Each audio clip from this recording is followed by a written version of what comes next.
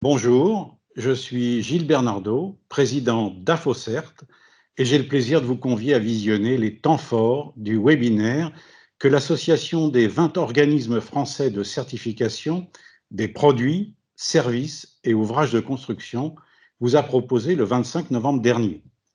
Sur le thème « Construction et investissement durable, résidentiel, tertiaire, aménagement, l'intérêt de la certification », 5 professionnels convaincus de la valeur ajoutée de la certification volontaire vous partagent leur expérience.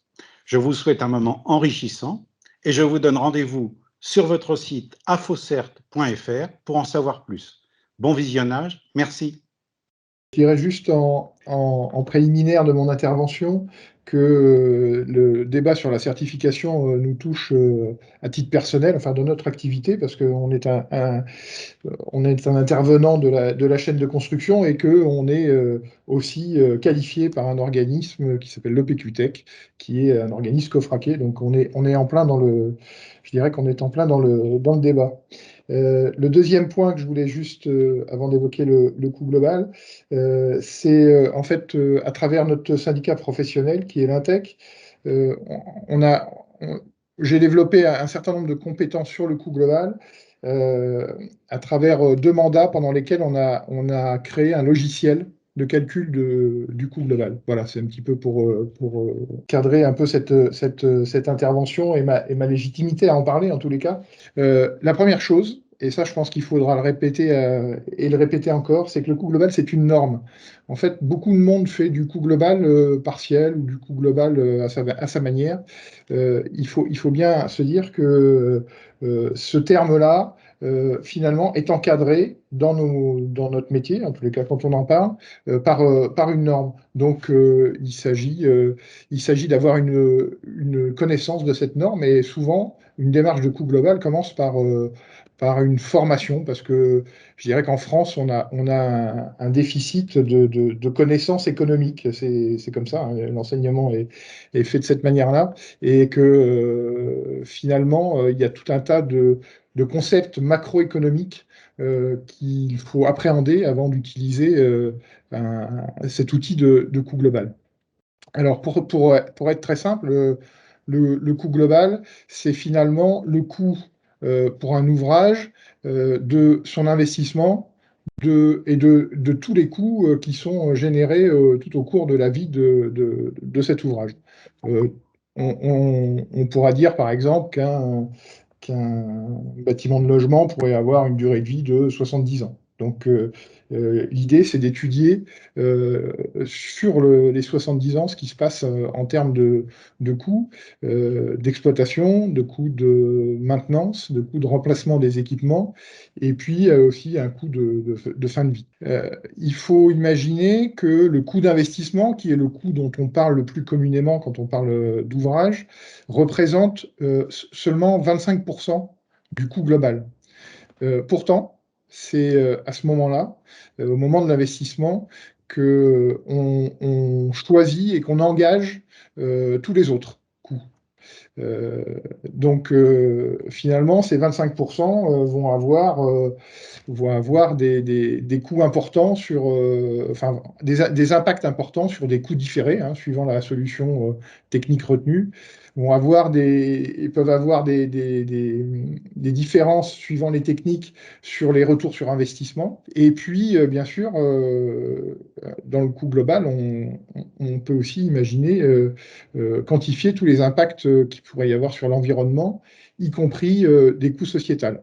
Alors, à l'Intec, on a choisi, on est économiste de la construction, on a choisi de se limiter dans un premier temps, je dirais, aux coûts économiques, à savoir que monétiser des coûts environnementaux et sociétaux, c'est un petit peu compliqué. Donc, on préfère utiliser une méthode qui serait plus une méthode de qualification de ces coûts plutôt qu'une méthode de quantification. Mais ça, c'est un choix. Et de toute façon, dans la mesure où pour pouvoir discuter de coût global, il faut pouvoir en maîtriser un petit peu les tenants et les aboutissants, il est bien de se circonscrire à des choses qui sont, je dirais, dans un premier temps, quantifiables et en monnaie sonnante et trébuchante. Voilà. Ensuite, avec la réglementation, avec les réglementations qui vont arriver sur le cycle de vie, on peut très bien faire l'analyse de l'impact environnemental à travers les poids carbone des projets. C'est un angle possible. Les avantages de la certification, ben, je pense qu'on les a évoqués tout au long de cette présentation. C'est finalement, pour nous, d'avoir des produits qui soient certifiés suivant certains référentiels, finalement, qui nous permettent d'analyser les objectifs choisis sur un pied d'égalité à peu près, enfin, sur un même pied d'égalité, sans avoir à déployer toutes les analyses en interne sur les milliers de types d'ouvrages qu'il peut y avoir dans un bâtiment, tout simplement. Donc, il est évident que l'utilisation de produits certifiés est garant, pour nous qui sommes prescripteurs, finalement, d'une optimisation du coût global. Et de la même manière pour les charges d'exploitation et d'entretien. En fait, ce qu'il faut un petit peu imaginer, c'est que comment dire, cette importance de choix qui est réalisée au moment de la conception, finalement,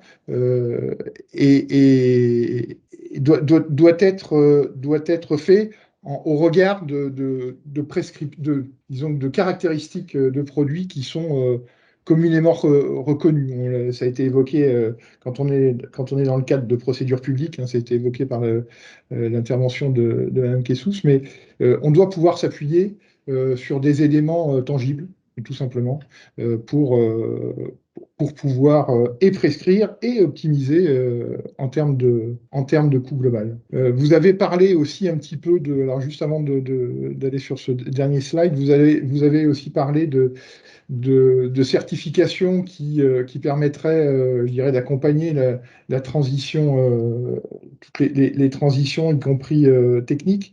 Il faut savoir que on a participé à une expérimentation dans le cadre du plan de transition du numérique du bâtiment, donc c'était avant le plan BIM 2022, en réalisant une étude à travers un atelier BIM virtuel qui avait permis je dirais, d'améliorer l'extraction de valeurs permettant de calculer le coût global. Voilà. Je dirais aussi qu'en termes de certification, on est à l'Intech partenaire et on a initié avec Qualitel un partenariat sur le thème du coût global, parce que dans la certification NF Habitat, il y a une rubrique qui est liée au coût global. Et on participe de l'information, formation, et à travers le logiciel qui a été développé, du calcul de ce coût global, d'une manière un petit peu cohérente pour tous les acteurs. Voilà. Les bénéfices de la certification, bah, ça a été dit tout au long de cette présentation. La valeur patrimoniale à travers une valeur entre guillemets verte qu'on pourrait apprécier, par exemple. Forcément, ça permet d'augmenter cette valeur patrimoniale. On a aussi parlé des valeurs immatérielles et d'usage, c'est-à-dire que il est évident que dans des ouvrages conçus avec une certaine qualité qui est liée à des produits qui pourraient être certifiés, en tous les cas avec un objectif de qualité, on pourrait voir des améliorations de productivité, on pourrait voir tout un tas de choses qui sont aussi quantifiables comme ça. La certification, finalement, elle amène un intérêt pour les maîtres d'ouvrage et pour les propriétaires sur l'obtention de subventions, sur l'obtention de prêts bonifiés. Alors, je ne vous donne pas les exemples parce qu'il pourrait y avoir plein de choses.